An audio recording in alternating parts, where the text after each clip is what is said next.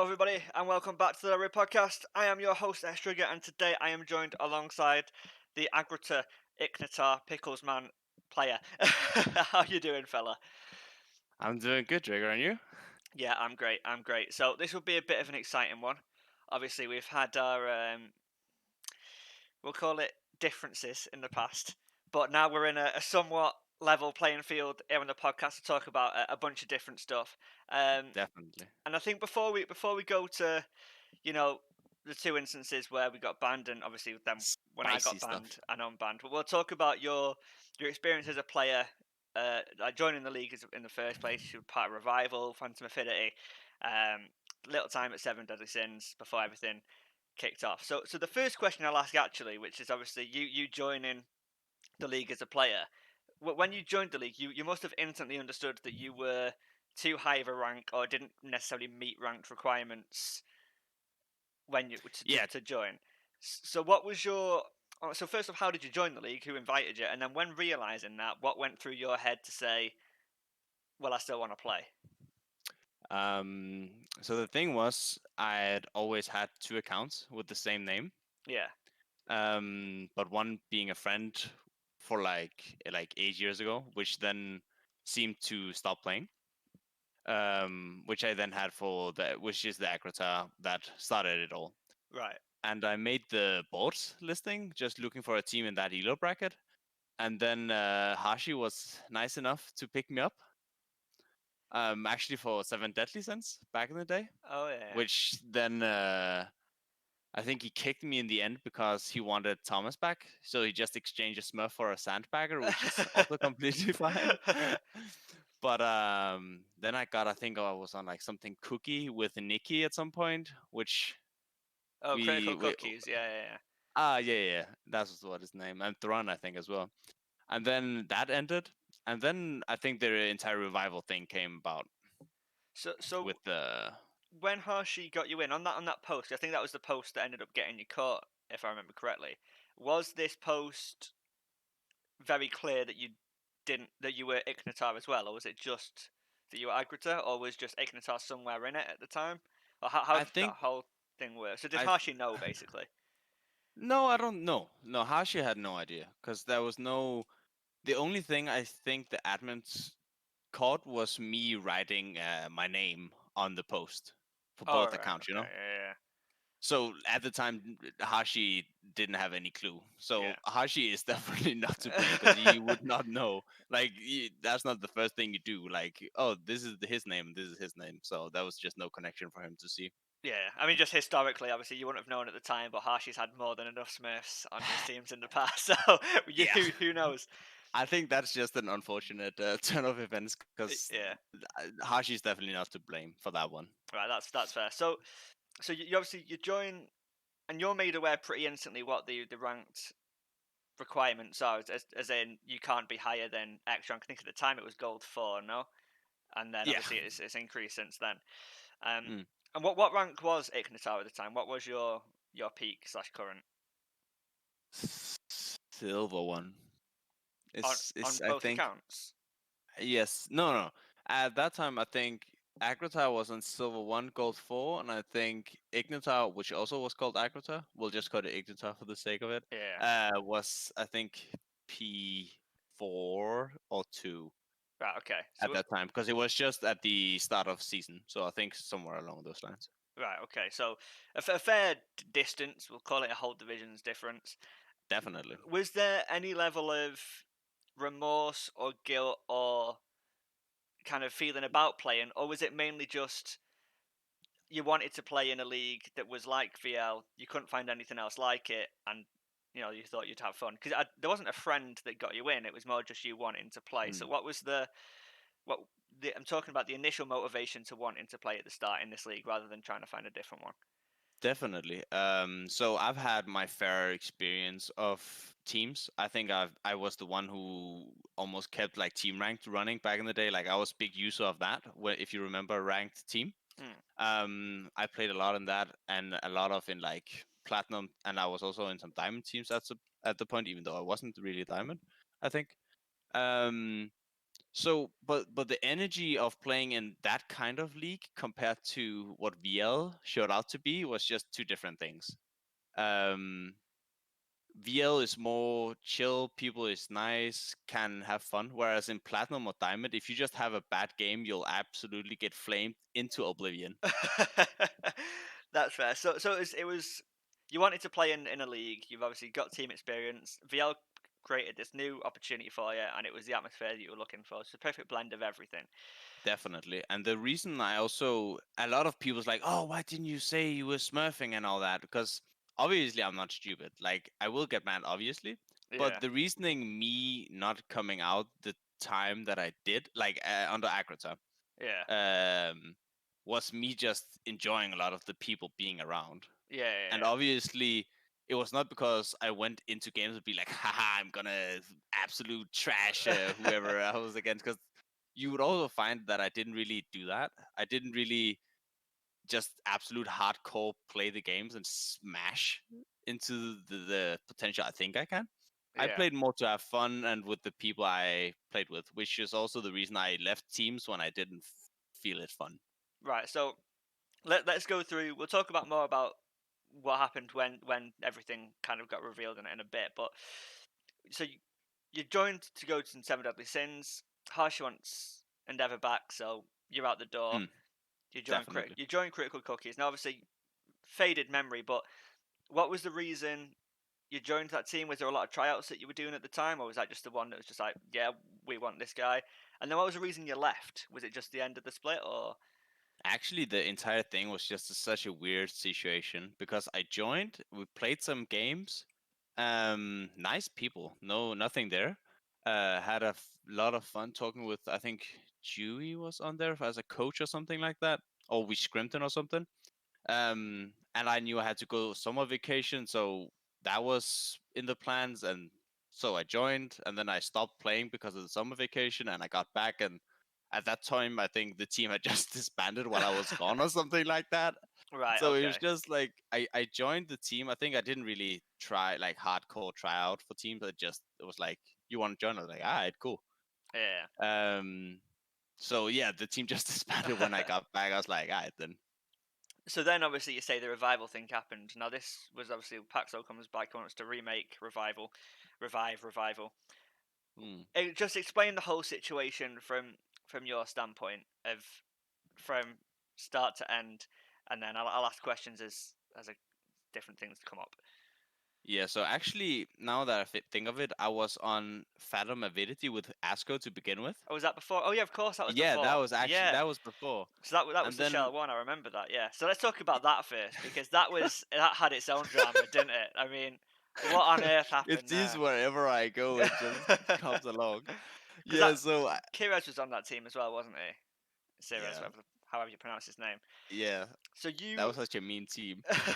so that was you're in Shell One, you're playing, and I think you came second in your group.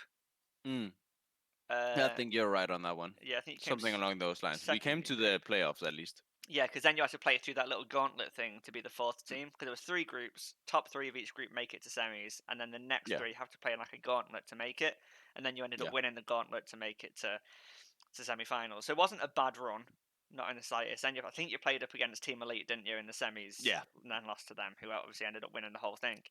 So yeah. it wasn't like you played bad. In essence, you came joint second if you wanted to Ye- view it as you lost to the winners.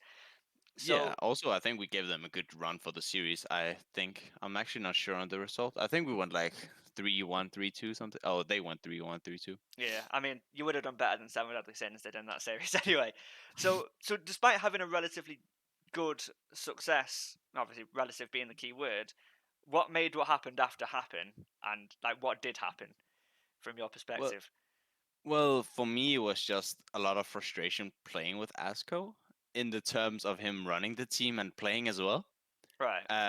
Obviously I would have higher thoughts of myself as a player, and when Asko was starting to dictate how the game should be played and how to run a team, and I came with objection or had my own thoughts, we were just very different in the vast of how to look upon the game and how to play the game, which came to a lot of conflicts. So what, particularly about running the teams, because this will be quite interesting later when talking about CLA and Vengeance.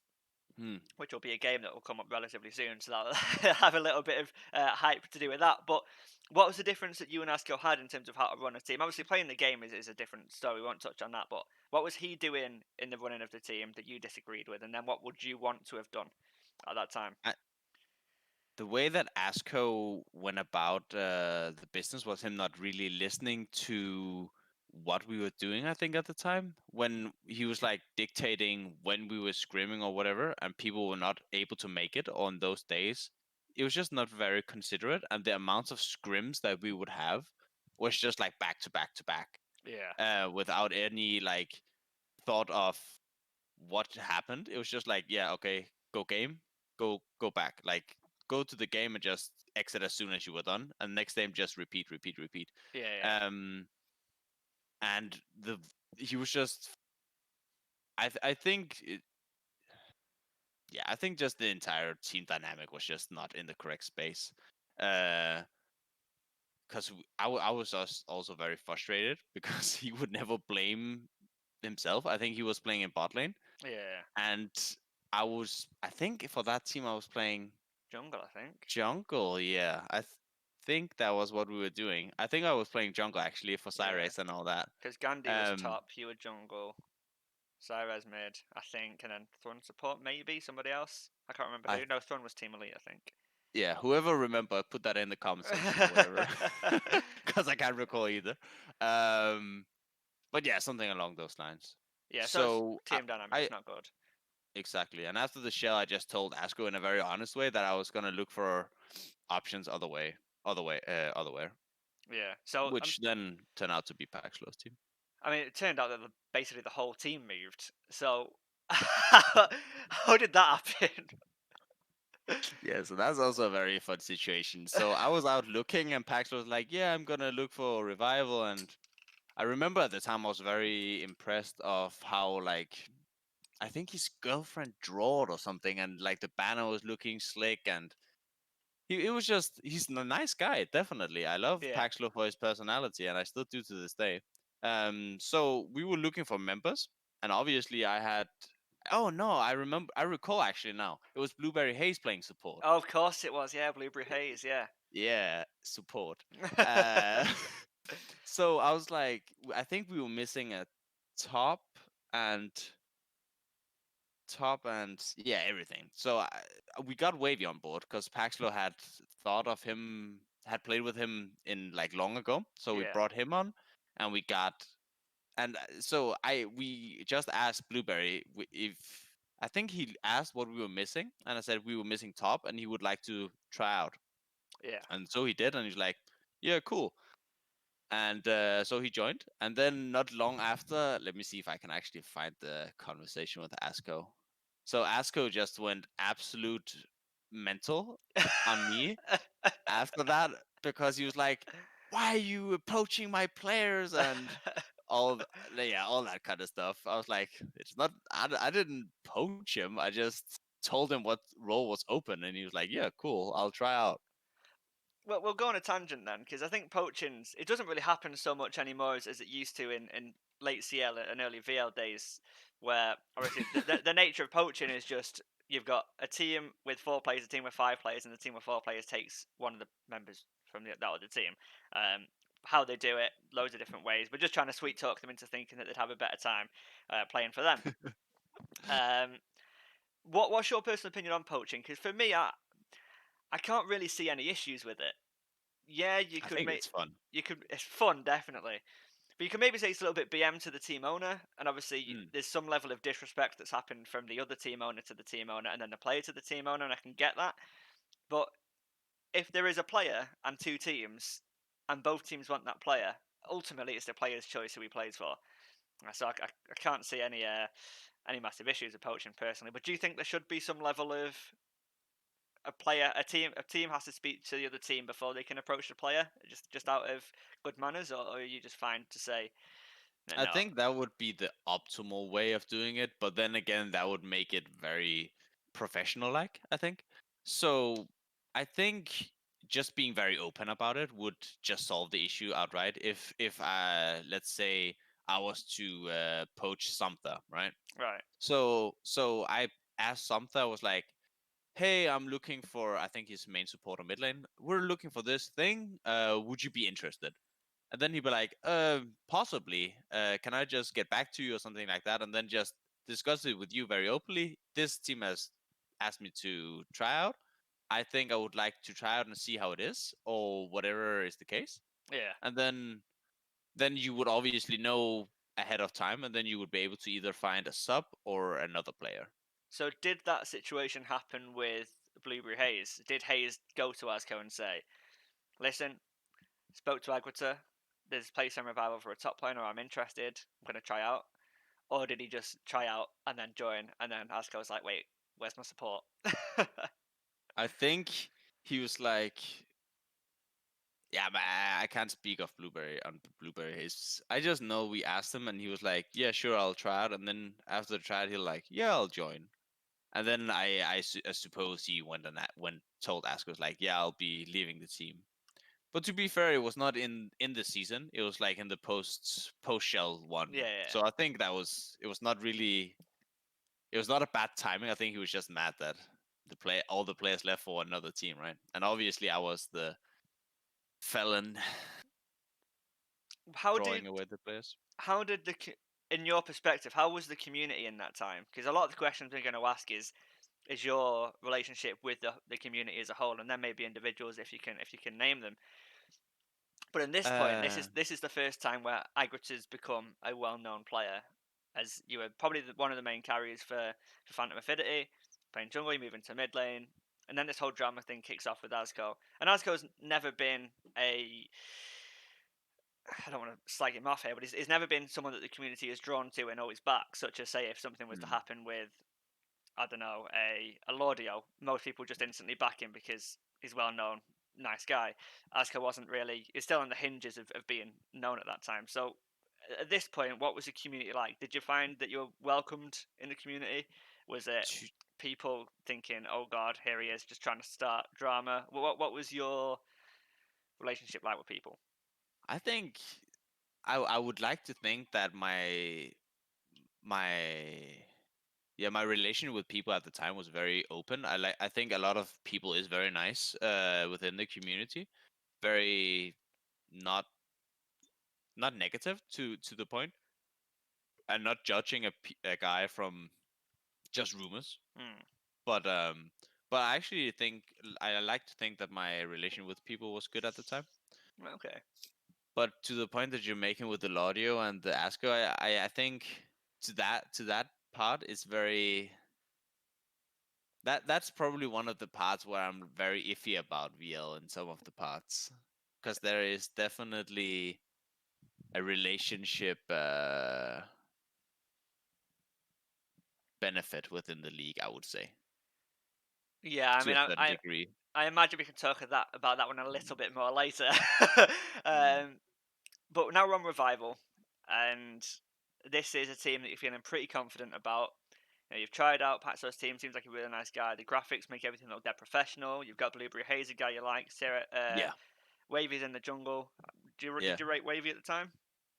I rated it Wavy very highly. I still do for the skill gap that he's in. I think he has very high potential in carrying, and also very personality wise within the team. Yeah, Um, yeah, it was definitely a great team, and I also had a good friendship with Gandhi at the time. yeah. So So it now, was it was a friendly atmosphere being around. good. So Revival seemed pretty positive, but it was at this time that I started doing a lot of content for VL. Made a power ranking stream.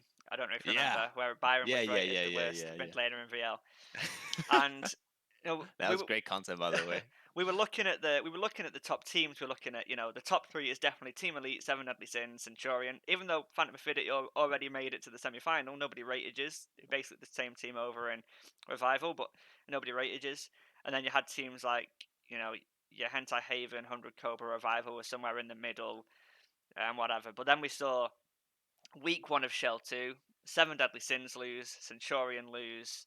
I don't think Team Elite did too, but I think they made it to the semi-finals when you beat them. But week after week, you guys just kept on making it through. and these big Yeah. teams kept dropping out. I mean, even Centurion Academy beat Hentai Haven, who was somewhere in the middle. Yeah, You've that was got 100 fun. Cobra beating Seven Deadly Sins, and I think Checkmate Alpha, who I don't think we're rated too highly anyway. And Mm. obviously, 100 Cobra beats Centurion Academy, and it's like, holy crap, this DD guy is like dead good. And then Deadly good, Revival, yeah. Revival beat 100, Revival beat Team Elite, and it's like, wow, this Agratah guy is pretty good. And at this point, did you still have Paxo at AD carry? Because something happened there where he got made a sub, didn't he? Yeah, that entire thing was also a lot of drama, to be fair. Well, let's talk about it. What Um, happened? yeah, so we came in with the split with a good mentality, and we, as you said, actually surprisingly smashed. I think we were pretty undefeated for a long run, for like 6 or 7 series or something like that. And then I think it was after some scrims or something like that, where I think Paxlo had not done so well in a couple of scrims or something like that, and he was like, "Yeah, if you want another AD carry, just say so," or something like that. It was actually that sounded very enemy like, but he was like, "Yeah, I'm not doing so great, so if you'd like another AD carry to play for me or something like that, just say so." And then the team discussed, and we came to the conclusion that that would probably be the best way going forward. So we told him very kindly as well, and as soon as we said, he just went MIA instantly. Just I don't know if he just mental boomed or whatever happened. He just Yeah. disappeared like instantly. Boom. And then obviously we were there to pick up the pieces. And So I was this think we midway put through the actual split? Was this yeah. so? This was after Shell 2, was it? Yeah, you're right. That was after Shell Oh, it 2. was after Shell 2. Yeah, sorry. Yeah, sorry. So No, Shell that's 2, I fair. think we actually finished with Paxlow. So it was Paxel versus DD in the bot lane. Yeah, it was because that was the Yeah, talking point. exactly. That was That the was the talking talking point. point. So Shell Yeah, 2 we actually completed with the roster, and we did finish 3-1 in the Shell 2, right? I think it was 3-1. Yeah, yeah, 3-1, because I remember in the third game where we were like 2-1, we had Rock as a coach, or at that time Rewind yeah. as a coach, and he was like, you know what, we're just gonna go into this game having fun. Actually, we were 2-0 at that point. He was like, yeah, you know what, we'll just go in and have fun. So I pulled out the Cho'Gath mid, I think it was. Oh yeah, because that was who you were, wasn't it? The Cho'Gath jungle Yeah. OTP. Yeah, Yeah. yeah. So I brought out Cho mid, and I think DD did not have a fun game that game because I just ran at him like full tank mid lane and just ate him up. So, but eventually we lost the series, but that was a lot of fun, to be fair. Byron would absolutely murder me if I didn't bring this up. Obviously, you were Mm. playing against him, and these were the two mismatches. It was Stoned versus Blueberry Haze up in the top lane. Two friends knew each other fairly even. I In recall your podcast actually at the time. That was very focused. That was the focus point you were going in on. Yeah. Yeah, in the mid lane you've got the weak player in Byron versus the strong player in Agratah, and in the bot lane we've got the strong player in DD versus the weak player in Paxlo. And it was like these two things will counter each other out, and the top lane, that's where the difference is going to be. But then in this fourth game, Byron picks up the Ari, and I think you were on the Syndra, Mm. Yeah, that would be possible. and I think Byron picked up a solo kill or just did something against you or killed you at some point in the game, which sparked this big thing of where Byron got the most hyped possible. So I want you to give an accurate rating of Byron as a mid laner during that time.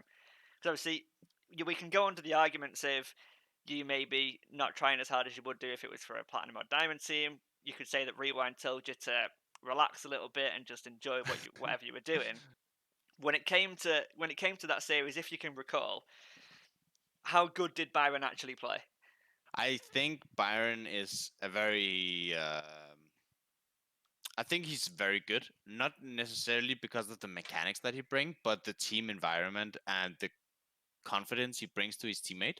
Um, I'm gonna put in the same category that I would put Joycey, to be fair, which Okay. is the I play Anivia Malsaha Lissandra category. But to be fair, he played really well that series. I will give him that, and there's just no he was that's the reason he solo killed me, and that was just me either being greedy or whatever. But I actually rate him very highly because he's very calm and collective when he plays. Right. Okay. So, So he was just yeah good, definitely. Also, it's a good matchup. Let's be fair, but yeah. I have to throw that out there. No, that's fair. So Chelsea finishes, he makes it to the final. Well, commiserations, but no one expected Revival versus Thunder Cobra in the final. We looked at the bracket and it was going to be Team Elite versus Seven Deadly Sins or Centurion, whoever made it Yes, and won the semi Centurion final. as well. But it just didn't happen. So now we make it into the split, and you're probably feeling pretty confident about the roster. Obviously, the side selection happens where people got like draft pick who was in different teams. So Peg were in Group B, who were probably the people thinking were the best team. God bless. But other than that, you just had like 100 Cobra, Hentai Haven, uh, Legion, teams that people didn't think were It too was strong. free, Yeah, if some people would say and then at that time. on the left hand side, we had Seven Deadly Sins, Team Elite, Centurion. Again, people still rated these teams despite them playing badly. We had Revival in this group as well, which obviously people were now rating.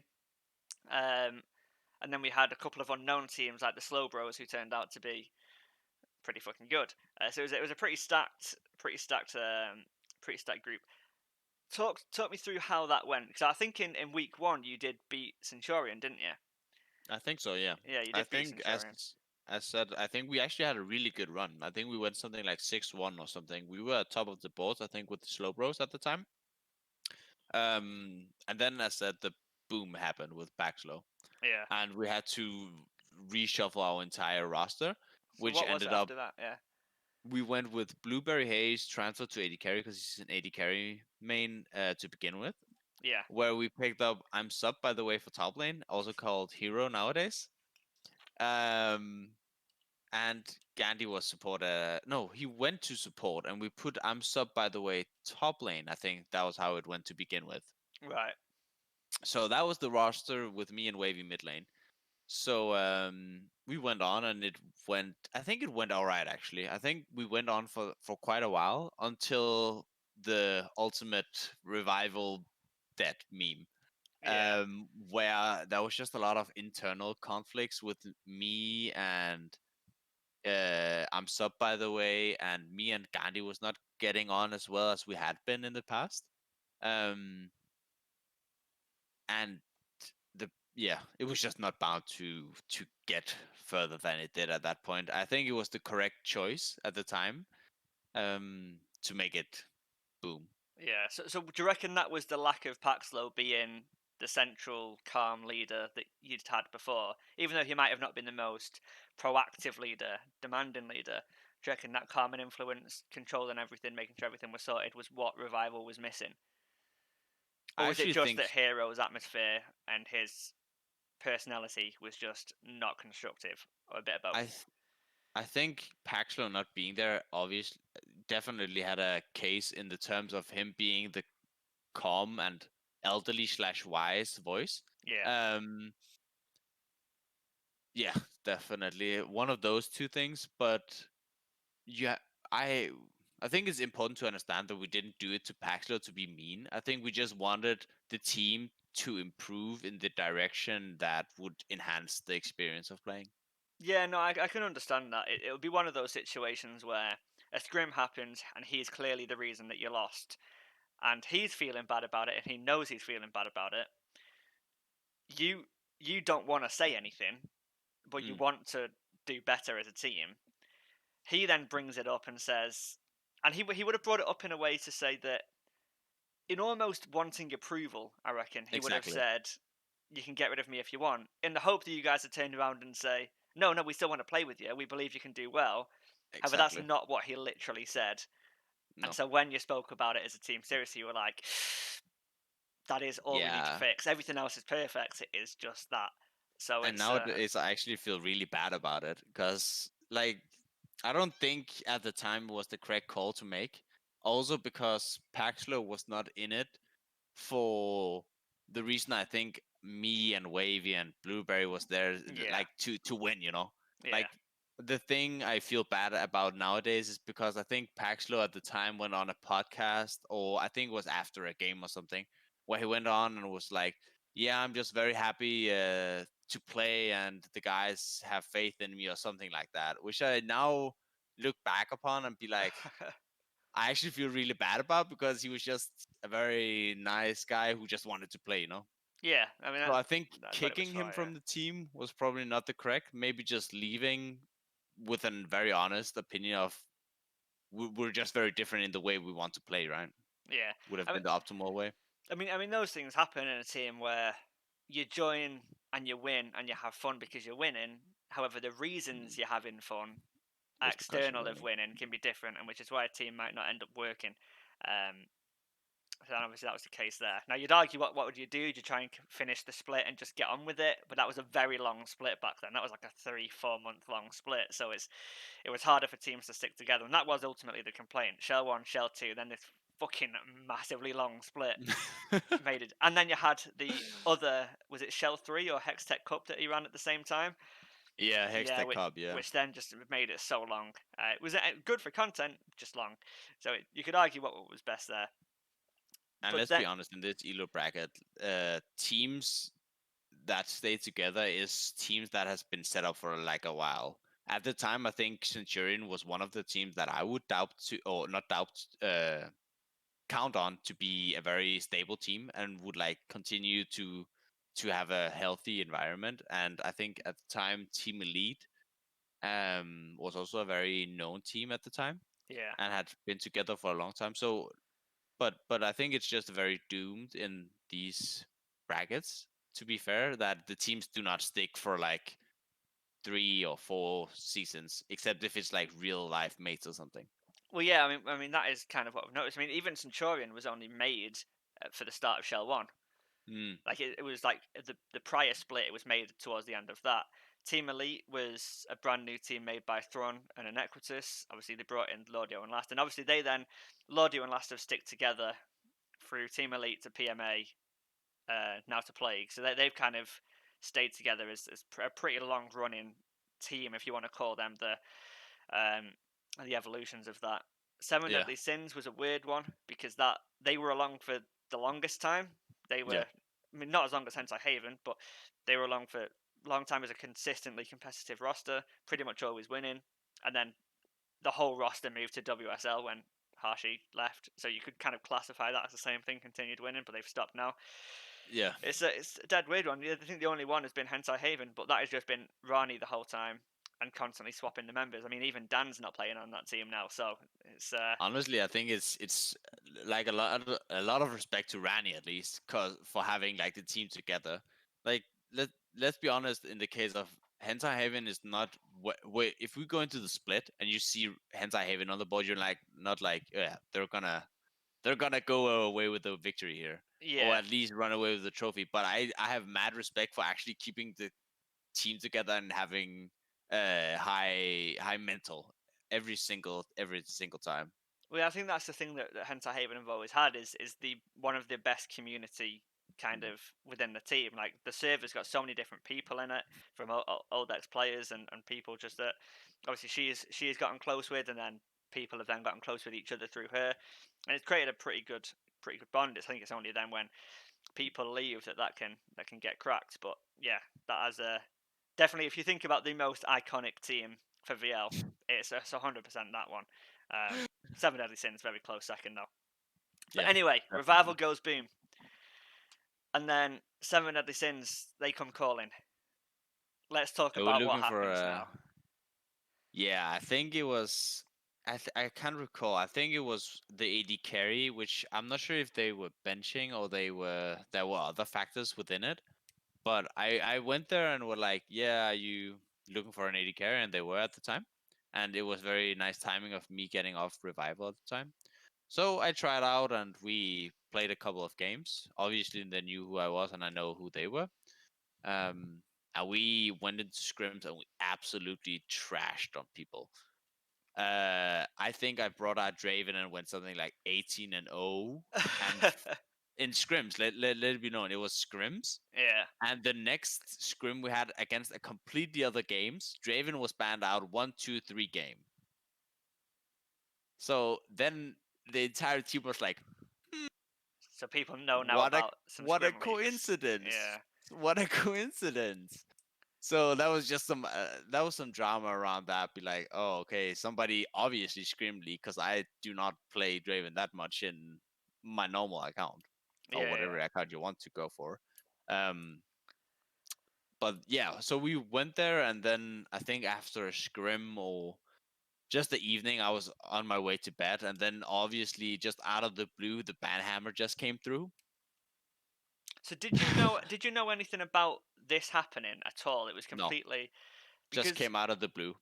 Oh, listening to members of Seven Deadly Sins, it seemed like they knew about it before it happened. I think Because that's without knowing, particularly Harshy and Silverback, I think, if I remember correctly. I think those two were very involved. At least Hashi. Um, because I think, yeah, actually, I don't know. I actually have, well, you know, the VL admin team. They're not gonna say or reveal or whatever. But I do know that there had been different factors within the ban. Especially the boards thing. Was very prevalent.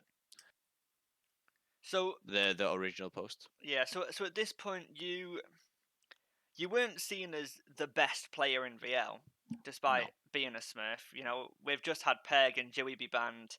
We've got Rock moving from Pex to Centurion, and people wondering why the hell he's allowed to play.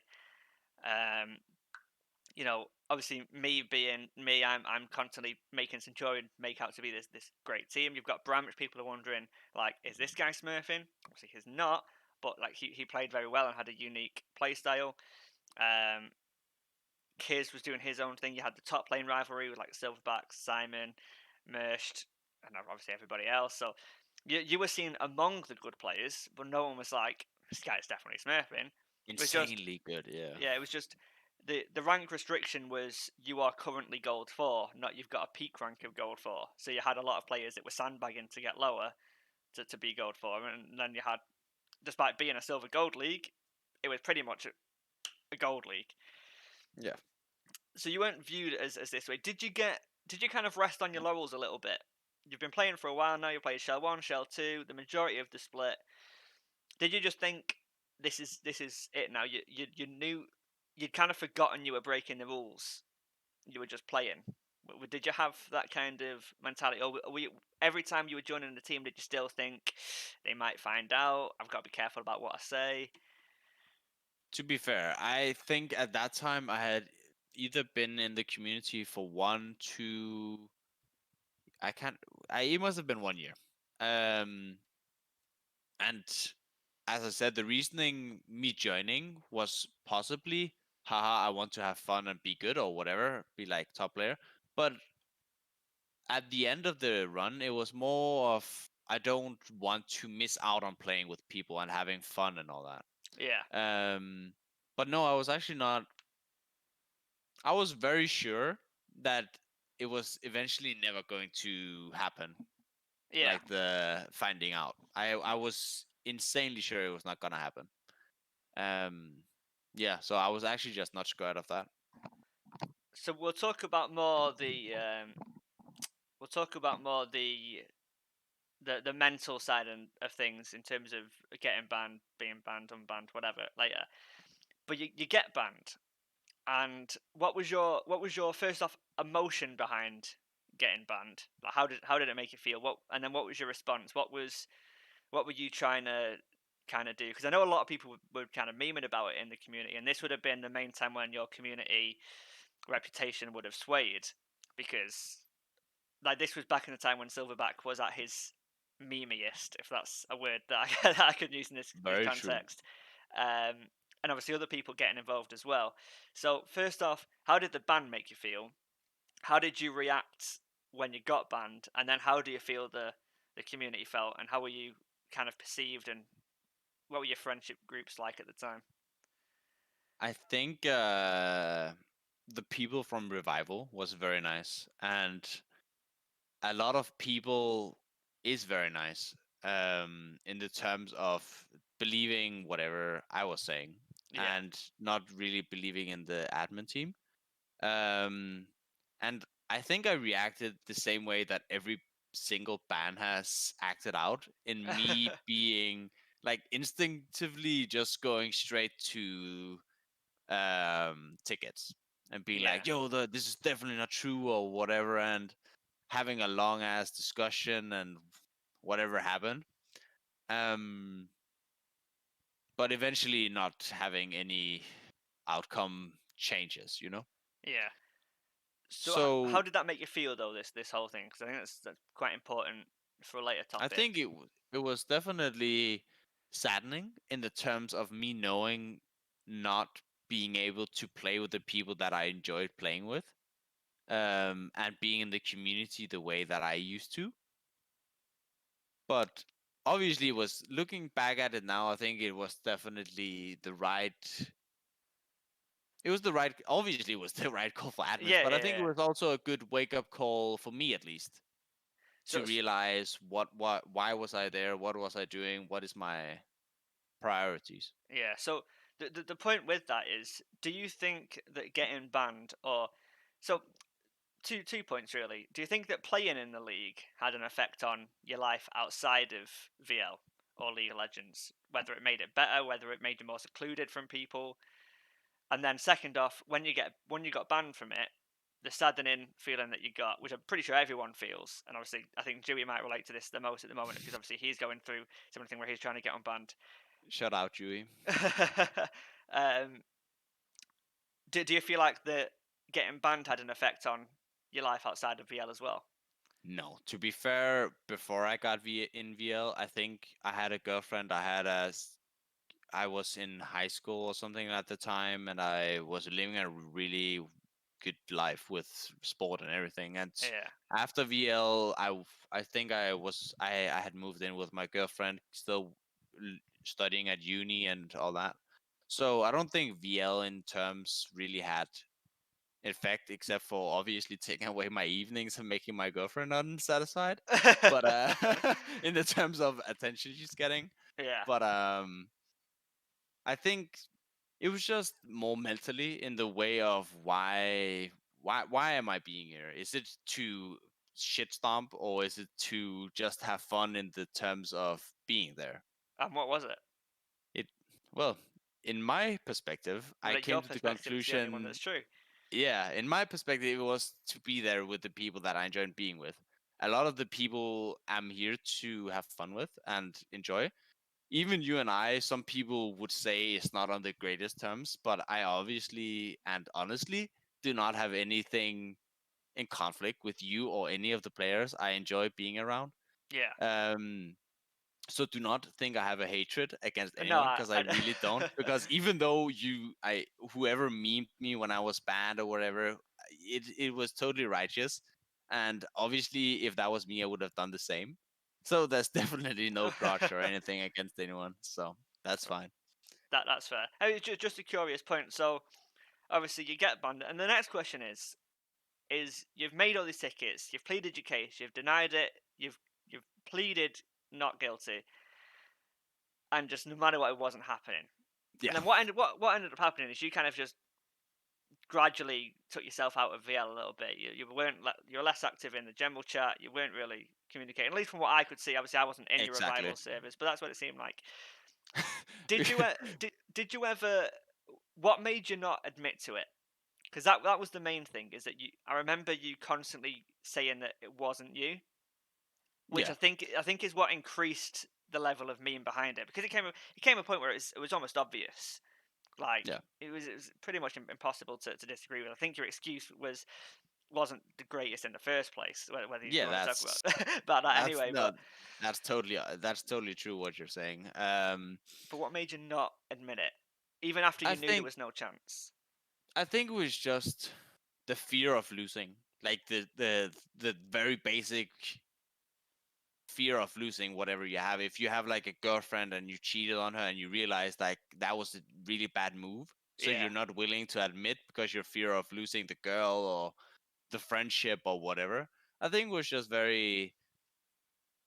I think that was just the case, because the reasoning I figured I was there was just to have fun and have a nice relationship, and people was the reason I was there. And obviously, me admitting, people would be like, "Oh, you absolute cockhead! Why would you have done this for so long? I believed you." And that was just the fear that I obviously had, which eventually went out the window. yeah. No, I mean that's a very fair thing to say, and that's definitely true based off how logical it sounds. But Then you come back, Mm.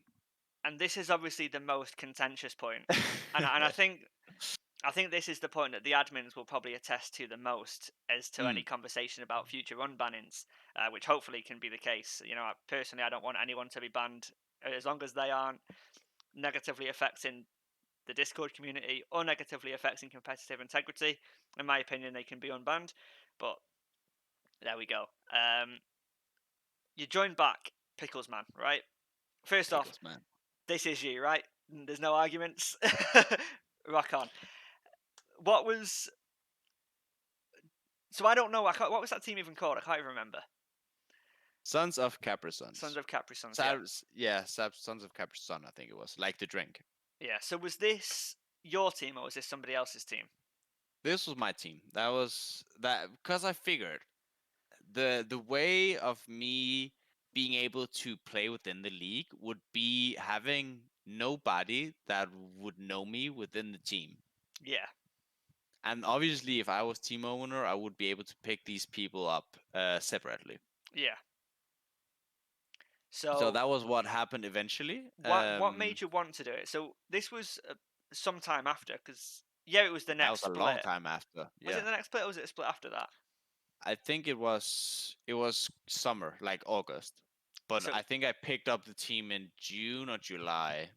right. So what was the because obviously the key thing for me in a lot of this ban discussion, obviously we're going to get onto that a little bit later. But the key thing for me is the motivation and emotion and the reason behind why people do things, which is quite important. So your reason for joining the league was you wanted to play in a team atmosphere. Um, you weren't happy with the motivation, the atmosphere of these higher elo teams. You just want to have fun, maybe stump a couple of Exactly. people on the way, which is fair. It's It, not a, that it's that not was a good that was reason, but that's the reason but what it was. that was the Then first reason. yeah, that Yeah, was the that first that was reason. just me going in young as fuck, being like, yeah, I'll go shoot some knoops up. Yeah, but then you get to be part of the community. You start liking people. You've got a pretty consistent group of mates between Phantom Affinity and Revival. You're part of the community. You're well known. Then your reason for continuing isn't to stomp people. Because no offense, you never really did. Yeah, you No, did a no, couple of good definitely games, but not. you didn't. Definitely not. You weren't going 18-0 every game. But your reason for staying there was for the community. You wanted to be part of VL, and that no one can disagree with that. That's a good enough reason for anyone. Um, Other than ice. But Shout out us. now it's different because you've been banned now. Yeah. Now your initial reason for getting involved was the Stomp Kids, and that's no longer the reason, surely. Mm, Was this some kind of vendetta emotion? Was this because you weren't playing with the old people? no. What was the reason for joining back? The reason it's actually very simple in the terms of I think the ban system at that time was very ungenerous or just not balanced. Because the reason I joined back was like, you know what, fuck that. I'm banned permanently. Yeah, Like I have absolutely nothing to lose. I'm banned until the end of time, whatever happens. And that was inevitably the reason why I was like, you know what? Fuck it. I'll just join because I have nothing to lose. They'll ban me twice. What's that gonna do, right? Like so I was like, whatever, I'll just join back with another team under another name. And that worked for a little bit.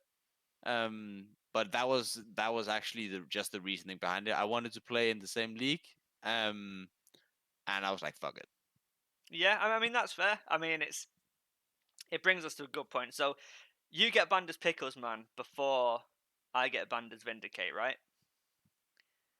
Yeah. Yeah, I think that's the thing. So obviously you've been banned as Pickles Man again, and at this point, I imagine the general community is like, fuck this guy. Yeah. Pretty You've much. got you've got a few people that still like you. I mean, I specifically know Couchy was still a friend of yours, or at least he had a good opinion of you at that time. Yeah, he had at the time, Yeah, which shifted, um, obviously, and so with Wavy. And looking back at it, I shouldn't, from the get go, I shouldn't have kept it the way I did.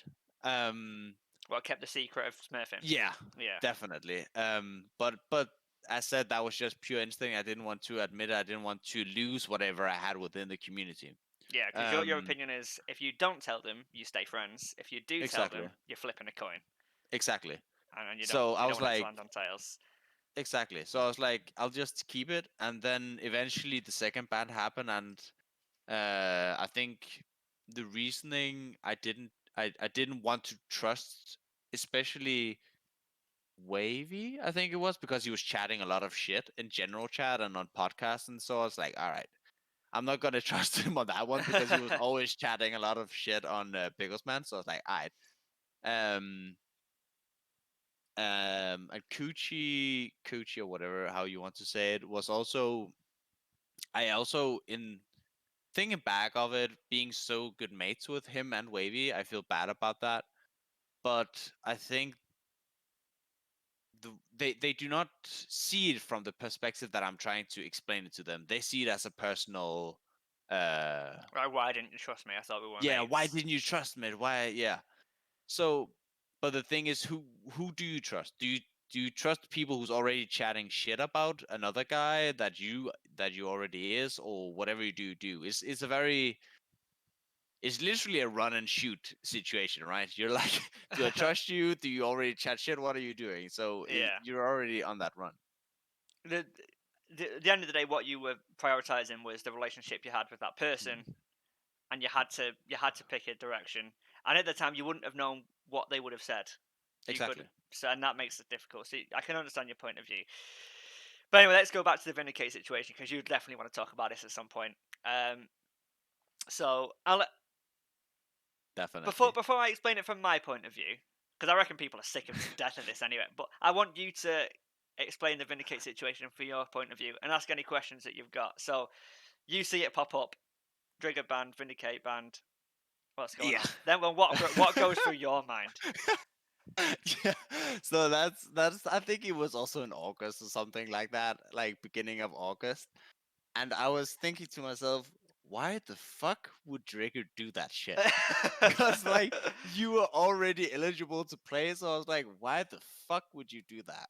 Yeah, But so why did you do it? Like, what was your motivation? Because obviously, I think your peak rank was like gold gold two, one, gold two. gold two, Yeah. and I'm not even sure what elo you tried out to be. So I'm imagining it was the one below the silver gold league rather than the gold plat league. So this was, if I remember correctly, I had started that shell one was well started shell two with Centurion and Centurion Academy. Mm, Um, then I got made a gold spot because the prior split I tanked my elo. So I was gold 4 peak on X Trigger, but had another account called CNT X Trigger, now called Xtronza, which was a gold 2 or gold 3 peak as an AD carry main. not sure. Um, and I just one tricked Kaiser and inted every single game. Like I would end every game on like 13, 4, 17 or something, where I'd take every single resource on the map, but then when a team fight kicked off, just wouldn't even auto attack and just let my team lose that way, right? Um, and just to tank my rank to go back down to silver, so I could get both accounts on silver one, be classified as a silver player, because that's all that mattered. If you ended the split on a rank and started the split on a rank, that was what was important. Um, and originally Centurion was going to have Endeavor, but Endeavor got banned by this rule that Impress made up. Oh So, yeah, it just forced it to happen. Because Endeavor was doing a very similar thing where he was platinum flex and was trying to get demoted to golden flex to make sure that he wasn't then um, was eligible to play. Because I think it was you've got to be end gold 4 in solo queue and gold 1 in flex was the rule. And then Impress literally made this Endeavor rule which stopped him being able to play. Obviously, yeah, until they changed the rank restrictions. So that happens. Then I'm like, fuck, I've got to get in another player. Um, so I make myself class as silver. We bring in Kiz as a gold player. Kiz goes jungle, I go mid. And then at the end of Shell 1, someone found one of my looking for team posts, which I made before I was making Centurion, saying that I said I'm a gold player, but I will be a silver spot by the end of the split, which is what I wrote, right? In essence, Mhm. I was being the cocky, arrogant arsehole that I always am to the admin team, saying your rule set's just dog shit, so I'm just going to abuse it. And I just Okay. put that in my looking for team post because that's just me, right? So the Obviously. Endeavour thing happens, then I get made a gold spot, and because I'm a gold spot, we can't have Mikas and Branch on the same team. Mhm. So I was speaking to Merst already as a to be a potential top laner for Centurion because Simon back then was just a Yasuo one trick, wasn't really a Yeah. top laner. Um, so I was saying, Merst, do you want to be a silver player so that you can come play for us? And he was like, no, I want to be gold. So I was like, right, okay, fair enough. Simon got made the spot. But I was still speaking to Merst. So then me and Merst decided to make Centurion Academy, or I decided to make it and get him in. I would be jungle. And we brought in a bunch of different silver players to try out. Navarian. And then we originally had Yetz and his mate in bot lane and support. That didn't end up working out. So we got in Spring as AD carry. Then I was like, we actually need to find a jungler for Centurion. So Spring ended up saying, right, okay, let me play jungle for Centurion Academy, and if I prove myself, make Centurion. And all this is to say that basically I'd already broken these rules, and then Spring got moved to Centurion, so Centurion Academy just didn't exist anymore because Merst wanted to go play with his mates on Vigorous, whatever it was. It just didn't end up happening. Navarian went to be decided. It just didn't end up working. I couldn't be bothered remaking the team. Yeah. So I was doing all this. It's like, okay, Centurion Academy's not going to work. And then Centurion happens, and then Kiz leaves and Branch leaves because me and Kiz got drunk one day, and he wanted to bring in Luke as a coach, and I hated Luke at this time. I was like, I don't want Luke to be the coach, and he's like, well, it's either me and Luke or none of us. I'm like, why none of you then? Or however it ended. Yeah, So let's not bring up the entire Luke situation because at the moment there's a lot of fire in the yeah. general. So Kiz left because Kiz left. Bramwich didn't think the team was competitive anymore, so he left. Then Mhm. Simon and Spring were debating leaving. Then Kiz was trying to take hold of Centurion and just say, "Well, I'll be the whole team. Just get rid of Drigger, and we can just keep the same team and get Luke in as a coach." I didn't want that to happen. Simon. Damn, that was lot more drama than I first anticipated. It seems Trigger does not only follow me, Trigger. So Ryan and Simon stayed with me, and I think the subs helped swing it. It was like a democracy thing where I think there was 7 people in total, and whoever could get 4 people to follow them got the team. And Okay. I think Spring was the deciding factor on like allowing me to get the team. I can't remember exactly. Anyway, there's no hard feelings then left, obviously, but that was the situation at the time. I'm like, fuck me, right? So I'm going to go play mid lane. We've got to find a new jungler because then next week Spring left to go to play for Vigorous. Kiz has gone to Legion. Bramsh has gone to Seven Deadly Sins. I'm like, got to find a new support. We get Fuku in. We get Tortoise in jungle. We're not playing very well. Simon was like the only good performer on the team at the time. Then we bring in Power Fruit and Tralulu. I'm like, brilliant. Okay. This is great. And then when Power Fruit and Tralulu are playing, we go 7-1. The only game we lost was against to be decided because Tralulu played Twitch mid. How this guy was allowed to play back then, I don't know, but we did well. Then Tralulu, honest as you like, he got Plat, right? Plats weren't allowed to play in the league. We had to find a new mid laner. I begged him not to get Plat, but he got Plat. I'm like, for fuck's sake, now I've got to find somebody else. I managed to get Rock. As replacements go, that's not too bad. Got in Rock. He's good mates with Power Fruit. Everything's going well. Then Rock doesn't. Rock and Power Fruit fall out with Nightmare 4, so I come in. No, originally Fuku has to leave at the same time as Chalulu, so I can play support. Them two don't like Nightmare Thor, so now I've got to play AD carry. We have to bring in Hashi support. There's just so many fucking roster moves I had to deal with at once, right? So during Yeah, I the Academy remember this. happened, everything was just playing on my head, right? And I was just like, I honestly can't be bothered. And my reputation in the community had seriously worsened at the time as well. And it's still somewhat to that. It's slowly repairing itself, but there's a lot of people who just straight up didn't like me. Like especially a lot of the older people, my older friends. Like at the Mm. time, Quee just didn't like me at all. Ronnie, me and her weren't big fans. And a lot of the old people back in Compete League days just weren't a fan. Ice Arrow as well was one of those. So it was just like I wasn't really enjoying it. I then retried to make Centurion with Dewey and Endeavor. Just really tried to make it this fucking awesome team. But then one of them didn't want to play with the other one, and then because of that, just everything fell apart. It's like just fucking done. Yeah, fuck it. I'm just fucking done. And then my reputation in the community wasn't good. And I was just like, I wish I could just play, not have to make Centurion, because I felt a responsibility, and I still do, that I've got to keep Centurion as a team just to make the league better, to have both Centurion and Centurion Academy in it. So I just like, I don't want that I don't want that responsibility or reputation. I don't want people to like want me to do all this different stuff. I just wish I could join the league as a new person and just like Do play a my couple thing. of games. And not, I didn't, I legit and honestly, hands to God, people won't believe it, but it's true. I wasn't intending on playing in the league. I just wanted to try out, just join tryouts as Vindicate, not even talk, but just be this new personality in the league. Um, and then I think the first one was with Claytrons, and Flyer was like, "Is that Trigger?" And I'm like, "Oh, for fuck's sake!" So the first scrim it went to pot. Um, I yeah, GG, go next. yeah. So and I was just like, "Who's Trigger?" I was like, "Oh god, this is going well." Because I didn't change my voice. I just got like I just spoke a little bit softer. Anyway, I went on like a deja vu smith or something, and it was fucking streamed. So everyone just was like, "Yeah, that's definitely Trigger." Um, and then Glenn came to me in another tryout for Claytrons or someone else and said, "Are you Trigger?" And I'm like, "No, I'm not." And Glenn knows me. I was on a team with Glenn for a while. Like he knows what I sound like. But I'm doing this softer voice and trying to pretend that it's not. I'm like, "No."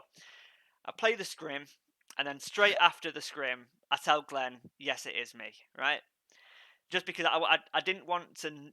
Because if I told Glenn that was me, Claytrons wouldn't have let me scrim because there's no point, or try out because there's no point. So it's just like, I'll finish this one tryout and then tell them. I was like, "Yeah, it's me. I'm sorry, it is." And he's just like, "Why didn't you tell me?" I'm just like, "I just wanted to play the scrim." So I was 100% honest with them the whole time. But I ended up getting banned. Everyone's laughing, right? Mm, But at this point, my reputation as Trigger wasn't good anyway. So it was just the same people that were popping up. It's like, whatever, fine. exactly. And then I don't complain. I don't complain once. I'm just like, I tell people in general chat why I did what I did, because I think someone asked the question, said, "This is why I did what I did." I wasn't, and I said I wasn't intending to smurf, because I got banned for attempting to smurf. I wasn't trying to smurf. I wasn't attempting to smurf. I was just trying out as Vindicate. But obviously, that's not how it is viewed to other people. I made a looking for team post as Vindicate because I wanted tryouts, and then I tried out for teams, which they would say to join a team. It's like, no, just to try out.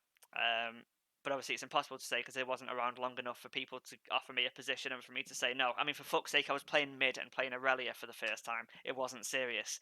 But yeah, again, man, I don't complain. And then about a month later or something, I open a ticket and say, "Is there a possibility of me getting unbanned again?" It's indefinite, and as you said, I don't like the fact it's indefinite. I don't think it was worthy of being indefinite. Is there a No, it chance wasn't of even indefinite at that time. It was permanent. It was permanently? just Yeah. straight up permanent. And I was like, I don't like the fact it's permanently. Is there a way that we can like shorten the sentence or whatever? Because my original thing was in my head, if I could just make it a split length, that would be great, and then I could just play again afterwards and just do my own thing. Um, and obviously, I think at the time Joycey was the new owner, and I think this is where you Mm, could probably have more of an input as to where everyone's thoughts went with this. And they asked me like 2 or 3 questions. Like, I've not got the screenshots anymore, and they were like, "What? Why did you do it? What was the motivation? All this kind of stuff." And I explained everything. yeah, And then I said, like, I'm not asking to be like unbanned or for it to be excused. I just don't want it to be permanent. And then I think the obviously the end up thing was do content, you can get unbanned as a community service kind of thing. And yeah, their viewpoint was you'll get off with community service, like it is in the like it is in. There's a word that begins with real J that I life. can't Yeah. pronounce, but within the real world, when you break a crime, break a law. So um, that was what ended up happening. And obviously, I make a looking for team post. Everyone's like, question mark. I explain the Yeah, I situation. recall that. I explain the situation. They're just like, what, you've got to do content. So at this point, what are you thinking? At this point, I was thinking it was a lot of BS because I think a lot of people, at least, thought that the general thought was that you just got caught in the early stages of the smurfing, right? Yeah, So, like in my mind, it would go. tryouts, league, and just go from the league on Hmm. point on. Um, so I was like, but what? How does that change? Like he's still smurfing, but obviously it's not the same because you you came to the conclusion faster and whatever. But the rules at the time was very strict. Like Yeah. black is black, white is white, and if you do that, you're that, Yeah. right? So I was like, but if you're going off the rule set that you're applying to all players, then this action should be that. Which is where I was Especially because it like, happened with you. exactly, yeah, obviously I'm bitter, sour, whatever. Yeah. Um, so I'm like, well, this should be that and whatever. But then you get off doing the content where I'm like, but that's even more BS. But that is like I can't recall how long was it for you getting banned until you're getting unbanned or doing content or whatever. I think it was around a month Yeah, because something along those I had lines, right? just accepted that was the case. It was just then me thinking I want to join a team again as an AD carry. Or not even as an AD carry, but I just joined a team again, and then that happened. So Yeah, it wasn't too long, but it wasn't like a week or a day. It was a considerable amount of yeah, time to say that I've thought about it, but it wasn't a whole split or a year or anything like that. no, but yeah, I think at least to some extent of the people that I've talked with, it's been like, why though? Like, why has he been slacked off the way he has? And in my mind, I go, well, it's because he's known. It's because he has the relationship with the people that I do not have and is capable of doing content, right? Yeah, So if in my mind, the if I was making great content, like damn, doing all these sane shows and whatever for VL, I'd be like unbanned as well, right? yeah, But obviously, as the rules that has now been changed to something which I find more reasonable, is that the thing is doing almost done almost case by case. And obviously, you and I case is definitely not the same because you're doing it on another ground than I am. But to an extent, how shall admins know, right? yeah, yeah. So 2 sec, I'll just shoot off and get a beer. I'll be right back. that's fair enough. So I ain't gonna put a break in here. Hope you guys are enjoying the podcast so far. If you are, do leave a like. I do look at likes, even though it's stupid and not many people actually do it or pay attention. But it gets me an idea of what kind of podcast you like more. So the one with Craft last week was very different to the one that this is being. This one's a little bit more serious, less flamey, talking about the more detailed topics, and it will probably continue for a little bit longer. Craft was a little bit more flamey. Same principle, but yeah. Let me know what you think. Leave a like. It's back now. Yo, I'm back. right. So God, no, I can't. Yeah. So even though our bands are in essence different,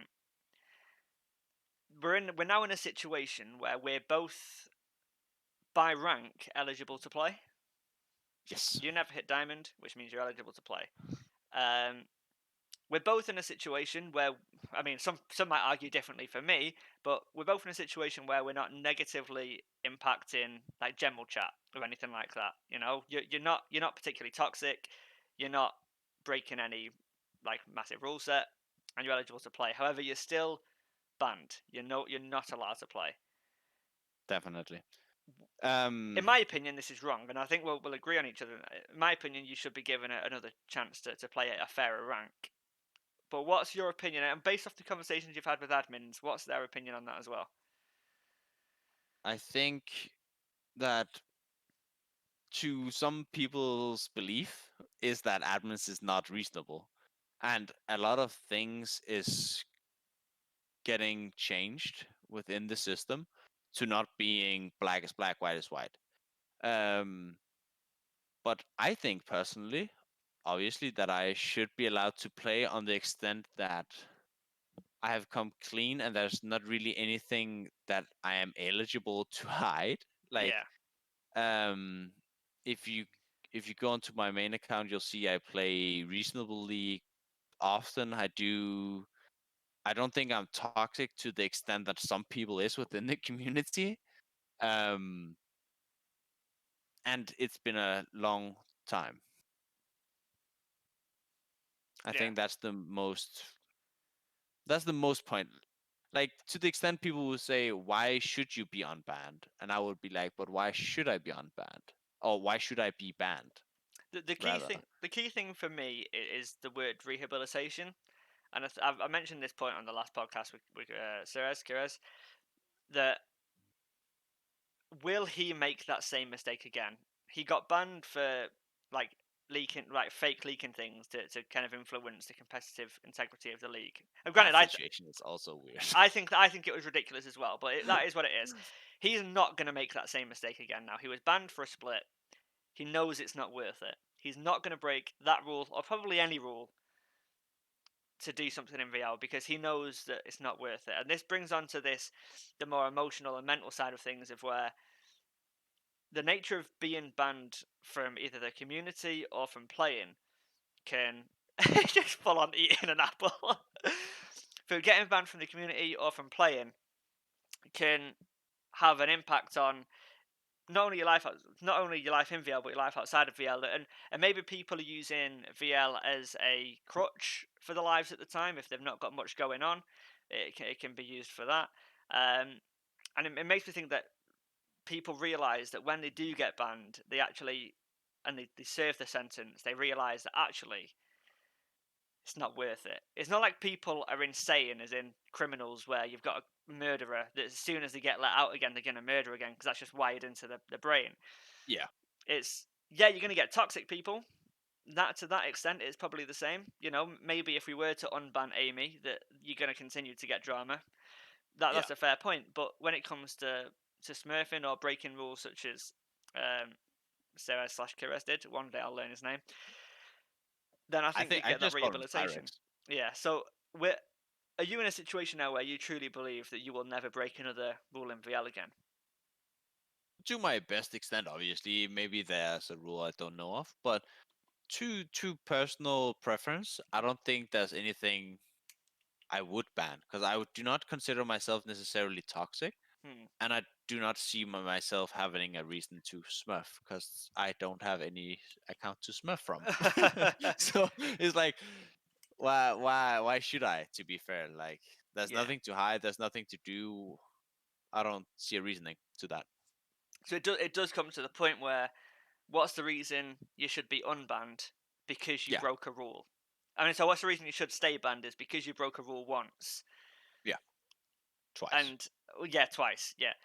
But you then still I don't for in my opinion, and other people's opinion will differ. I don't think that carries over because the only reason that you punish people is to stop them doing that, or to keep people incarcerated is to stop people doing that, and you can't do that anymore. It's physically impossible, and the league allows you to play. But we'll see what they say in regards to that. But let's talk about Exactly. what you're doing now because you're not playing now. You're coaching Clayton's Academy. So what? First off, what made you decide to want to be a coach in VR? What was that sudden change of mindset on? I think I'm personally I'm currently playing in some other leagues, which is fun and all that. But the reason I joined back was the reasoning that I also explained to you is due to some personal preference to the people that's here. Yeah, Like I enjoy most of people, even though they might have hatred for me or whatever. I don't necessarily don't like people or whatever. I like most people, but it seems that's just the reasoning that I'm back. Is because I want to just have a small role and be nice around the people that I enjoy playing with and talking with. that's fair. So what? I mean, it's quite interesting to think of obviously how Asco was managing the team back on Phantom Affinity to now how you're not in a management role because there's so many people involved in Claytrons, but you're in essence managing Claytron's Academy, I'd imagine, and who you're scrimming, what you're playing.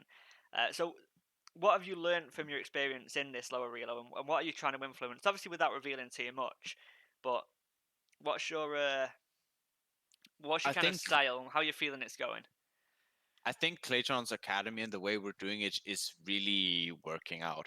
And the entire Clayton's Academy is actually just such a fun situation because I'm currently coaching ice as well, Yeah. which is just some people would look at and be like, "How's that possible?"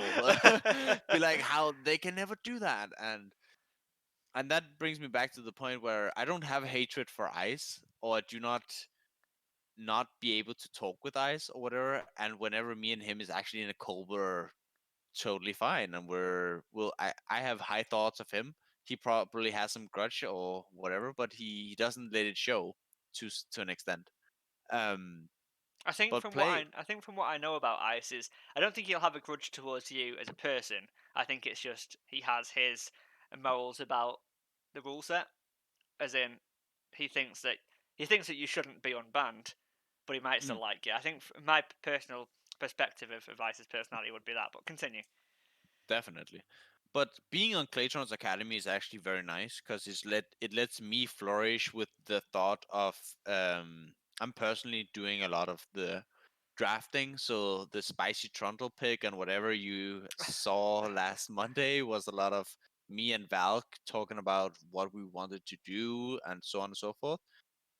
And me and the other coach Yuki is doing VOD reviews individually and focus on different key paths, and we're looking to enhance in different ways.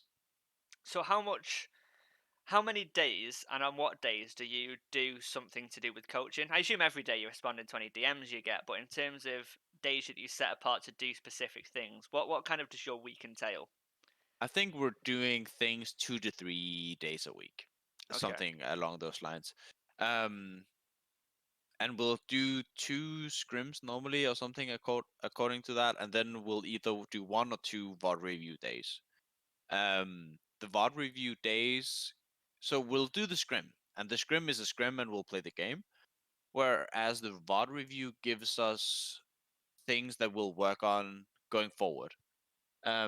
So looking back at this game we had against you guys, especially, Yeah. um, but also the scrim we had afterwards gave us some points on where to point the finger. Where are we going to improve certain aspects of the game? So let's talk about our series a little bit because we might as well. Game one, you've got Ice on the Wukong and I'm on the Zac. Yeah. Uh, and I'm going to just say this point from my perspective because I've it's impossible to me to view the game from any other perspective than my own, even though I've watched the games back. Game when I'm playing the Zac, and I am seeing we've got a Jace mid. No, is it? No, that's wrong. I'm getting two scrims. I'm getting a scrim confused with the game here. Oh, somebody's playing Jace, huh? Yeah, No, we won't pick that again. But anyway, I'm playing the Zac, and I see no real lanes to gank. And every time I try and walk into the river, I'm seeing Chime on the Trundle in the Pixel Brush in the bot side. And I'm like, yeah, I've got no way of dealing with this. As a Zac, how am I going to deal with a Trundle? Like, there's no, yeah, I never win that. I could be a level up, and he's still going to beat me just based off the champions. exactly. So that seems to completely shut me down. Now, is this early game control style something that Claytron's Academy have really been looking for? Because that's naturally Ice's style anyway. I think more controlled early game style. So Ice personally brings a lot of knowledge to the table. Like he knows what he wants, and purely from playing, he's very intelligent in the way that he plays the jungle and knows when to do so. Yeah, Which is probably the reasoning that he did really well. Let me just see. I just found the first game. So you guys picked up Tristana, and you had Vel'Koz in the mid lane, yeah. and you also had Kennen. So the thought process was you're just letting on through, and I was like, cool, free win. So we picked up, I think, on first pick, and you guys Yeah, picked Tristana as something. Um, and we had some thoughts about that, but Tristana Zac, yeah. but the way we saw it was Wukong is really great into Zac, not necessarily because Ice plays it a lot, but he plays it well. Um, but the Zac had a lot of he was he was relatively easy to handle, at least in the terms of him ganking mid lane and bot lane. I think it was Yeah, because, as you said with Trundle, if you gank the trundle, he presses R, and you're like, hmm, cool.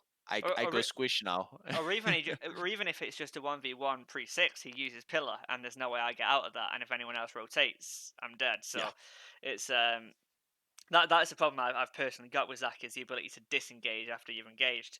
But that's something yeah. that I'll deal with myself. But it became a point where I think you guys had a really good showing in the early game, but you weren't able to get a lot. You, No, you the you first had game we control, but you weren't able to get a lot. And then the mid game happened, and we found the fights that we needed to find. Well, obviously, the Kennen, the Zac, the Vel'Koz, they all kind of linked together to become a team comp that worked in essence in terms of a team fighting style. So watching that from a coach's perspective, if you can remember watching it live, I'm assuming you yeah, did. yeah. What was your feelings going through the game to the point where before that Drake happened, where Syndra landed the 2-man scatter of the week on me and Kennen, and you just won the game from there. But before that, what was your emotions going through that? I was very, because I think we had a very dominant early game. Like I think we Yeah, got a lot of advantages around the map. I think Shadow 1v1 Navarian at some point, and yeah. we got some advantage that I didn't necessarily think that we could have gotten. Um, but we did, and that was very great. And I was like, all right, cool. We'll cruise through this game. And then you guys got some annoying ass combos off with like Zac hopping in, Cannon flanking, which was insanely nice. Which turned the tides, where we were actually kind of unsure of how the game was gonna go. Did But you then, think that from the point where that fight around mid lane happened, if you remember that one, which I think yeah, was the best fight that we had, yeah. and I think it was like the second fight we'd won in a row. At that point, did you think you were going to win the game, or was it just complete When uncertainty? What when percentage would you give it? when looking at the draft that we had at the time, I didn't give the notch to you guys necessarily on draft. Hmm. Um, because I know the team has really great late game, and the team comp that we drafted was pretty easy to execute on the terms of the champions that we have. So I think I was not necessarily worried. Oh, I actually not worried. I was not afraid, but I was worried. Yeah. Like, So what's going to happen now? yeah, As if we exactly. bottled it all, yeah. So, Yeah. yeah, So that's fair. going into game two, we were very aware of the own first pick, because it we knew that that was probably something that Sumter was going to bring out. So we made that a priority to ban at the last time. And you guys picked up, I think it was Maokai first pick or something along those lines. Yeah. Um, you guys had a great draft. But we did expect you to pick up the Rek'Sai, to be fair. Yeah. Um, which I do not personally. I think actually personally I like to play it, but I don't think it really has a place in the meta right now. No, I mean, I'll leak it here. I'm not going to play that champion again. It's not. I played a scrim and I went 0-5-0 on it, and it's just like fuck. And I think the thing with Rek'Sai is if you can get everybody to do what you want at all times, it's maybe the best jungler in the Uh huh. game in a weird way, because your tracking ability with the passive is just insane. Like, you can walk behind, say if you're blue side, you can walk behind the enemy red camp, and you will see if he's in the top side just because of your tremor passive. You've got single target knock up. You've got a flash knock up. You've got an ult which can take you out of a team fight and heal you massively, like the Conqueror on Rek'Sai. So it's in essence Jarvan in terms of how good it is early, with better 1v1 potential, and it's got the ability to track, and it's got a faster clear. Yeah. It's kind of got everything that you'd want to take over a game. It's just the issue is that when you don't have vision when you're in your burrowed form, it's like that Yeah. can fuck you over sometimes. Um, so there's things that it fucks you, and for me, yeah, it's not worked out. But I think when looking back at that game, I think there was moments where the tables turned in your favor to become as dominant as it was. So obviously there Yeah. was the bot lane dive when I mean this is a shit conversation for Oh, you people that are mean watching the podcast. when you dove our Honest, bot lane? yeah.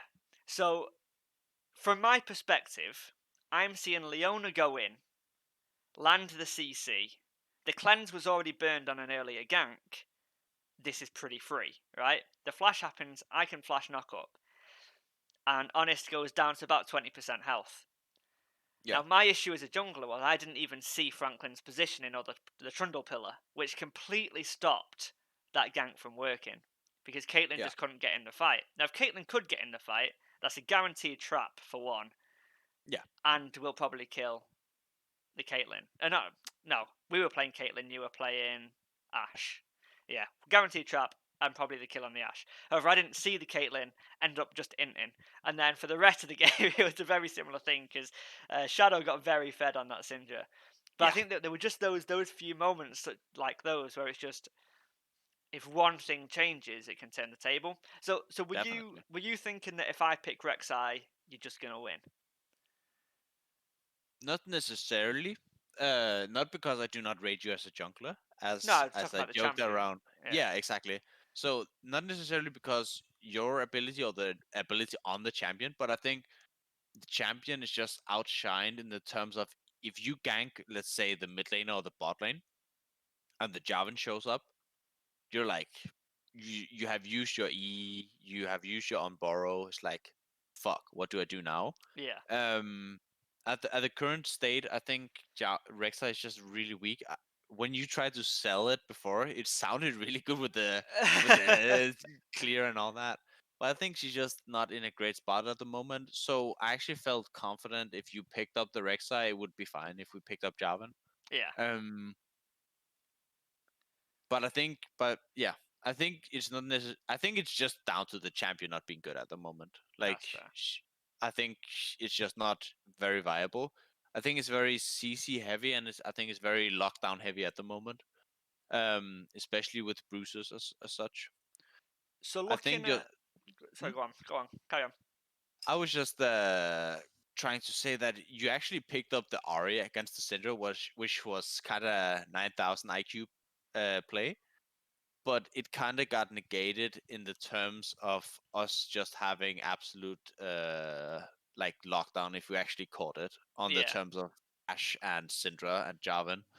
But it was a very nice pick of you guys Well, getting Ari out. I also think Navarian pressured really well against Syndra, was kind of putting her in bad positions a lot of the time.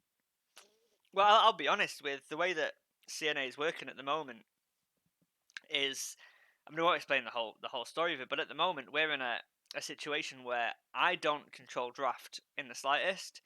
I will recommend things and will write things out outside of game, but I I just say in draft, it's solo queue. We've got a priority of if no one knows what they want to pick, of what roles pick first, just for standard getting counter picks and key roles. Yeah, But I just say, does anyone have anything they want to fit blind pick? And if someone has something, they'll pick it. yeah, And then at some point, I'll say it. And then later on, it'll be like, is there anything that we don't want to play against? And I'll usually have ideas for bans. It's like, well, if we want to pick this, should we ban that? And it's completely open. And I think that's helped us a lot. It didn't work for you guys, but I think it's helped us a lot. Which is, so I didn't pick the Ari. I'm not going to take any credit for any drafts we do. But I also didn't first pick the Tristana, so I'm also not going to take any blame for that. Um, but yeah, so that was all now for that. And he's definitely not a bad player, and I think he can get quite underrated. But let's talk about where Claytron's Academy's goals are. So do you intend to stay with CLA for the foreseeable future, unless any unban happens? I think me and Claytrons is doing really well as a like an organization to me and Yeah, Yuki at least. Me and Yuki is working really well in terms of he's really heavily. He has a lot of knowledge within the bot side of the map, and I know how it should be played out in the top side of the half at least. Also, pure macro wise, I say I'm pretty smart in that part, but the probably the biggest benefit is we're having very definite way of doing drafts. At least I do. Like if the players have points, I'll take that into account every single game we have. But when it comes down to drafts, I'll pick the comp and we'll try to go through that throughout the game. The draft is not necessarily all me. It actually is very smart if we see you picking Tristana, we'll be like, all right, this is the plan. Do you think this is still good into this? And we'll have a discussion about it. Hmm. But we'll have a definite plan, and I'm planning out what to do and what we're going to do, which I think is the reasoning that we're having immense success in draft and in games, because we have a definite plan and what we're going to do with the picks that we have. So looking at the composition in the rest of Group A, sorry, Div 4, obviously Incoterm being the obvious rivals for Claytron's Academy, as in predicted before the split starts. They've not played yet. And Vengeance beat Hentai Haven, which we don't know where Vengeance can be. They could be a little bit of an unknown. 3 unknown players, potentially got a Smurf, who knows? That's not an accusation, just 3 unknown players, and they won week 1. You assume it's a Smurf. That's just what you do. Obviously, Are you feeling like feeling like Div 4 might be a little bit of a cakewalk at the moment? I think that we're doing really well in scrims. Like we're scrimming Div 3 and Div 2 teams mainly, Yeah. and we're coming out ahead most of the times. So I actually think not necessarily a cakewalk, but I think that the players that we have is has the potential to go higher than Div 4. I think the team is put together really well. I think the players work together really well, and some of the players is not necessarily some of the biggest personalities. Like we have Honest. Honestly, is very new to the scene, at least in my knowledge. Yeah, he is, yeah. First Um, split, I yeah, think. but I think he's insanely underrated in the terms of me having coached him on Dark Copy when that was a thing. Um, so I think he has very high potential, and so does the rest of the squad. I mean, it certainly looks like it. It feels almost like a perfect composition. I think Spunners as a pickup was great. I think the Definitely, the only I mean, it's weird to say this considering he was arguably the best performing player, but the only weakness in terms of the unknown factor would be Shadowhopper, because yeah, he played 2 games of Syndra. Will it be as easy for him next time? But I mean, Ice is probably. I'm thinking about the rest of the junglers in the entirety of VL. The only 2 that pop up ahead of him that are well known are Lordio and Shenzin, and they're demanding junglers. So I think you could probably say that Ice Harrow is the best supportive jungler in the entirety of VL, and I think yeah, people would be hard pressed to disagree with that. You've got Chime Bright, who, if he was in Div 4, I don't think he'd be out of place, at least from my experience of playing against him, in terms of the pressure that he would be able to put on the map. yeah, Honest, based off Ice's description and playing versus him, is relatively decent in lane, can keep pressure up, can keep prio up, and isn't too bad at positioning. I was able to catch him out sometimes on Zac, but for fuck's sake, that's Zac. How are you going to position against that shit? Um, yeah. so I think that he's clearly the got a thing level with to him. honest, Go on. the honest part you're bringing up is he's very solid. It's like that's the way I would say it. He's solid. Hmm. He if I would to put him in, like, if retrospect to a pro player, I would put him against Copy, because I think he's just solid every single game. Yeah, He's not your doublist who's gonna flash, auto, E, whatever. and then sometimes not flash. Exactly. So I think he's just very smart in the way that he's very he doesn't overestimate the potential that he does. He does his thing every single time, and the support that he has from Chime Bright and Ice is just immense. And the things we're working on is really improving the way that the entire team is handling the situations. So I think it's almost undisputable that Clayton's Academy is the best team in Div 3-4. It's almost undisputable. There's a couple of unknown factors: Vengeance, Bob, um, Horizon, Light. There's a couple of unknown factors, but you're definitely better than Sacramentum, Natural Summon Killers Academy, and Hentai Haven and Centurion Academy. That is undoubtable, and no one can disagree with it. So the question is, if you were in Div 2 Yeah. as Clayton's Academy, including Claytons, where do you think the CLA finish? Because I'm gonna be honest, I don't know how Claytrons are better than Claytrons Academy as a team. As players, I can see it, but as a team, I can't. I think we would finish third or second Okay. without even knowing half the teams or anything. That's just Right. my experience of how well oiled the team is. As you say, like player wise or potential wise, is maybe not. But the support that the guys get in terms of playing and improving is insane. Um, Shout out Claytrons losing to Claytrons Academy, by the way. But I'm not sure if anybody played with their main roster, but it was a lot of fun. Um, but I think especially that you're bringing up Shadow Hopper. Him and Yuki has been going over a lot of mechanics and things to do. So in the beginning, Shadow Hopper, I said I was brought in almost before the split started, and I know they've worked a long time, but they're still working on a lot of things, and he's improving vastly. So I think putting him on the weak spot is comparing to the rest of the team is maybe right, but he is insanely improving a lot, especially with Yuki and me. I mean, putting him as the weak spot is not saying that he's weak. I want to make that Mm, apparent if he's watching. It's not saying he's weak because after the Syndra performance, it's impossible to say that. But it's just the unknown factor of that. definitely. So But what about you guys? Like your team is very I know a lot of the teams, a lot of the players, but that's only due to personal almost picking them up potential. yeah, Like Sumther was on Sons of Caprison and Serenica, I think I talked to as well. But she was on another team in another league or something along those lines, so it wasn't really possible. But I rate them very highly individually. So how do you think the dynamic is within your team? Like how do you how do you picture the different uh players in your team? so to overarch it, I've always tried to make Centurion Academy a British only team, which some people might just laugh at and think, Brexit United or whatever. But the the reason for that is the understanding of what we're saying. People, it's never being taken out of context. When I say something banterous, they know it's a joke. It's it's the ability to bond easier, which is the reason why that's the case.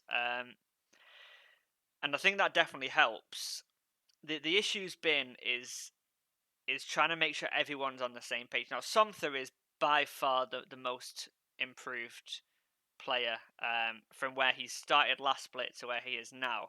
Um, yeah, he plays more tanks than he does carries. He can still play carries, um, but like his performance on the tanks is now a point where they are carry champions, which is mental. Like when we were playing Clash yesterday, I mean, he you cannot ban him out on tanks. He can play at least 4 tanks, and he can first pick those tanks and still do well in lane, make good teleport plays. I think Sumter's great. Sumter's I vision, rate him highly as well. yeah, Sumter's vision control without asking as well. He will get control over my top side and the enemy top side just when he gets wave prio. Like that's just something that he naturally thinks of without talking about, which is so useful. And I don't know if there's even Div 4 top laners that aren't doing that shit, which I think is absolutely impressive. The issue with Sumter is the lack of vocals. He's not always the most vocal. And there isn't a massive carry potential. I don't think I could camp top and win through top lane as a jungler. Um, He doesn't have Pickles man potential. doesn't have the Pickles man potential now. He's not actually plat 2, unfortunately. Um, for Nav's the unknown factor on Centurion Academy. He can play more champions than anybody else, and how he'll do on them will entirely depend on his mood and how much resources he gets. Like he can switch midway through a game from inting to carrying, from carrying to inting, and Okay. I don't understand it. There's nothing I know that I can do as a player or as a coach to channel this. He can be our best player or our worst player, and it honestly just depends on everything. There's so many different factors with that. Um, You need to be his hype man. and maybe that's the case, but sometimes that's not the case. He is a fluid personality, and that changes him all the time. Um, but he's kind of the X factor in a way. Yeah. So it allows us to win games that we shouldn't. And I think against Clayton's Academy, who was too controlled in the early game, it was impossible for him to shine. But when against someone, the way that I see the other teams, Vengeance being not Vengeance, Incoterm being this explosive team, I can only imagine with Barrow as the jungler, they're going to be very proactive. I imagine that's going to get the best out of Nav. Hence, I Yeah. Haven. I think Nav will do well against just based off the skill matchup versus Motor Joe. Vengeance is an Okay. unknown, but I think from this point on, I think we'll see the best of Centurion Academy in terms of Nav. The bot lane's a weird one because Franklin and Serenica know each other very well, like that they are real life friends. Oh, really? I Yeah, didn't they are. even know. Yeah, they are. Yeah, so and obviously they've played together loads on different teams, just in general when they duo queuing, they play all the time. But they've not got the level of synergy that you'd expect them to have to dominate a lane. They're both intelligent players, but it's like their intelligence isn't matched up. As in, they know what you. If you were to speak to them outside of the game, they know what they should do in the bot lane and every lane state. And I'm pretty good at bot lane, as in I know the macro behind it and the micro behind it to a relatively okay level, and they Yeah. understand it to a fairly similar level as well.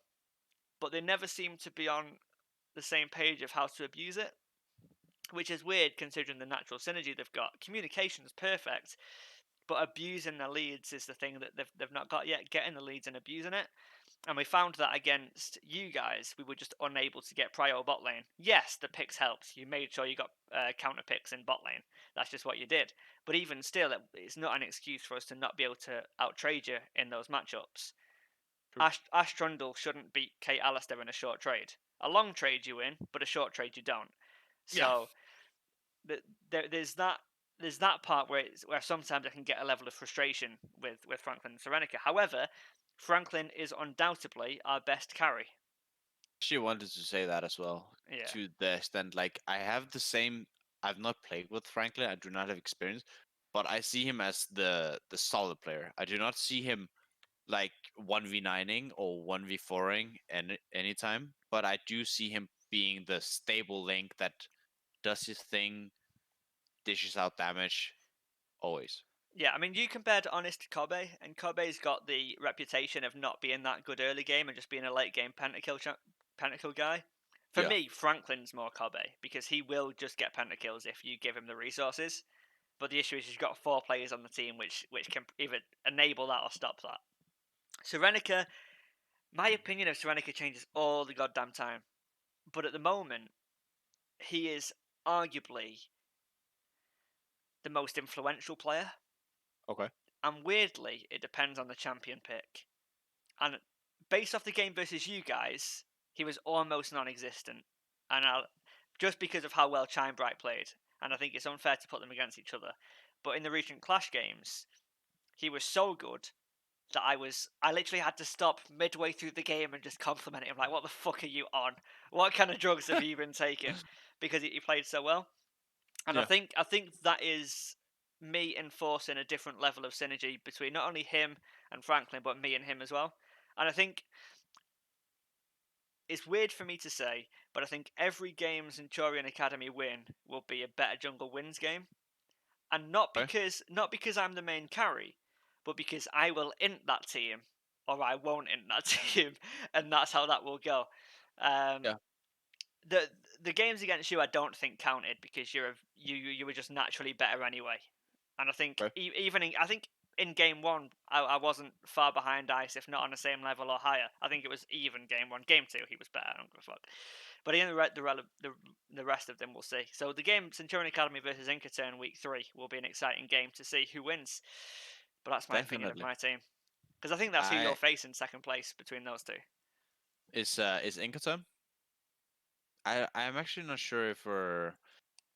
I don't necessarily think we've scrimmed in Inkaton, but having Bauer is very, as you say, explosive. Like it's either hit or miss. I also know personally with Bauer that he's very explosive in the way that he thinks in the community. It seems Yeah.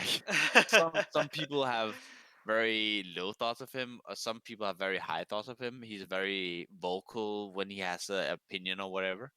Um, and I respect that to a point, but he's a very special guy to me, at least in the Yeah. term of he's being very vocal, and he's very demanding when he's playing the game, because he wants all the resources, and he wants not necessarily all the resources, but he wants to have control of where to allocate the resources. Yeah, that's accurate. Yeah. He's a very good player in theory, but I've not really played with him to actually experience it. So I'm not sure if you have any thought of that. And yeah, his. I mean, my experience with Bauer is so different because he's grown as a player so much in the last year. So he I played on a team with him in the Focus League. I was AD carry, he was jungle, and I had to babysit every player on that team and what to do at all times of the game. Okay. And some games he'd pop off and carry, and some games he just wouldn't, and it was so frustrating trying to get this jungle mid synergy going. And now he is. I'd like to think he's learnt from that because he's now turned into this primary shot caller. Um, so I'm hoping that that experience was somewhat helpful, and obviously Dewey before that as well. So he's had two very vocal players. Dewey better at shot call than me, but equally vocal. So he's turned into a pretty dominant shot caller, and he's got carry potential. But I don't know. I've not seen him enough to know whether he's still that same coin flip player. And hopefully, well, I get to decide who's on stream, so I'll put a lot of Bauer games on stream just to see. But it's weird. It's There's two people in VL, and it's weird me saying this, but I do. I see them as my little brother, and Okay. it's Bauer and Couchy, right? Because for Bauer, I mean, we're both AD carry jungle players, which is a weird combination in itself. We're both outspoken, chatting mad shit, but it just feels like he's got to get hold of himself a little bit more. I don't know. It's like a level of love for him that I can't quite comprehend. He's just a mess head, and I fucking love it. Yeah. Couch is at the other end of it. He's just trying to figure himself out, and I like it. He's also a little bit outspoken. It's the weird personalities that I just get drawn to, and Couchy and Bauer have just got those two in abundance. So they're me two secret little brothers that I've got I've got in VL. Yeah, definitely. Like but the thing you say is they're your little brother, but I see them very different in the perspective of Kachi being very silent in the terms of him being very chill, but whenever he has an opinion of something, he'll absolutely shit talk whoever is not on the same page. Hmm. Like in the terms of me not telling him that I was a Smurf, he was very upset about me and actually just assaulting me personally with attacks. So I literally just had to block him on Discord because I was like, yeah, I can't be bothered with that shit. Weird Whereas because at the same time with Couchy, I'll let you talk about Bauer in a second. At the same time with Couchy is when I got banned as Vindicate, he defended you so fucking much. yeah, And he went at me for pretty much a similar thing of just, you definitely deserve to be banned. Agratah deserves to be unbanned. yeah, Then just and went down that that. he's a very loyal friend, and I think personally I didn't appreciate that. And he is a very nice guy, but at the same point, I think he's very young. I'm not sure on how young he is, but he does not see it from other people's perspective necessarily, and he goes very hard when he do go hard. Yeah. Um, and the same with Bauer, he goes fucking mad whenever he's in general chat, and whenever he goes really fucking hard whenever he goes to trash talk or he goes in general chat in on me. I remember when I was like first banned or whatever, he went really hard whenever I typed anything. And whenever I would chat something back, he would like shut up like a muscle. Yeah. So it's like I don't know. I think Bauer is very volatile in the way that he speaks, the way he plays.